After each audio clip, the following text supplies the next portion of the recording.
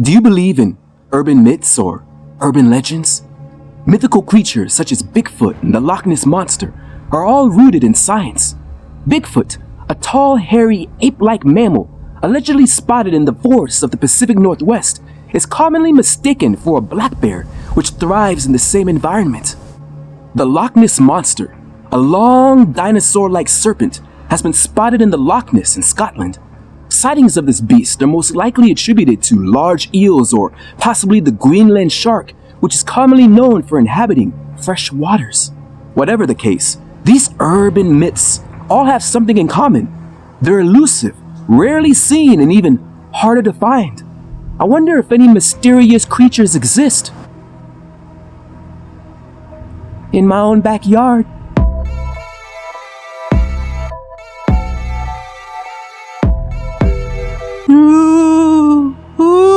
Okay, moving on. Some hip-hop artists stay in the public eye, dropping chart-topping hits on a regular basis.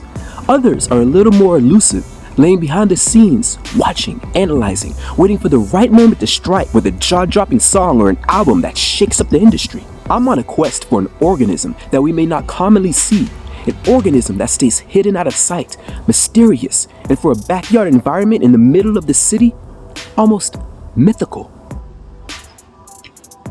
Nighttime is one of the best times to look for mysterious creatures in your own backyard. Right here we have this old decaying log which has been in front of this apartment for years. I wonder if there are any mysterious creatures underneath.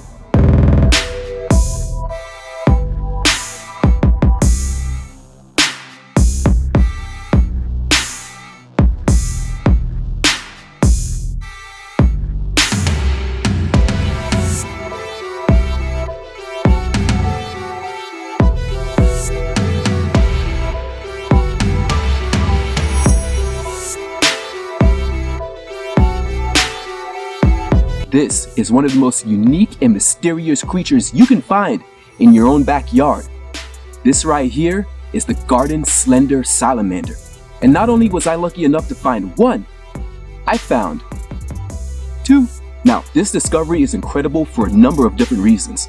First of all, I am here in Los Angeles, California, in front of my apartment building in the middle of the city in North Hollywood. This is not where you would typically expect to find a salamander.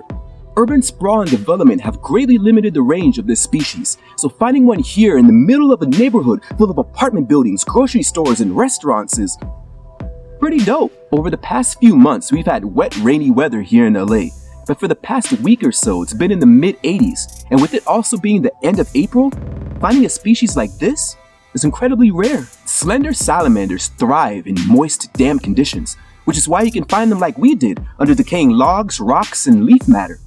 Salamanders are amphibians, just like frogs, toads, and newts. Newts and salamanders are very similar, but there are a few unique characteristics that can help distinguish the two. Newts typically have rough, dry skin, compared to the more moist, slimy skin of salamanders. Newts are also generally smaller in size, whereas the bigger cousin of these guys, the Chinese giant salamander, can grow up to 6 feet in length. Garden slender salamanders only reach about 6 to 7 inches, but in what's probably their most unique adaptation, this species has no lungs. Imagine trying to rap a Twisterverse with no lungs. My stamina rocking the rhythm, my stamina rocking the lyrical, breaking them up in the flow of the lyrical manifestation, put them in a lyrical lock. Instead, much like worms, they actually breathe through their skin. Microscopic openings in their body allow them to filter oxygen through the water. This means they must keep their bodies moist at all times and remain in damp, humid conditions in order to not suffocate. Salamanders have a unique defense mechanism, being able to bounce and wiggle away from danger. And many species, including the garden slender salamander, are capable of losing their tails, much like lizards, in order to distract would-be predators. And this species' size also enables it to burrow and hide in the tunnels of earthworms for protection. Garden slender salamanders feed on small arthropods and tiny insects that can be found in all areas of your home, making this amphibian a unique and highly important addition to your backyard ecosystem.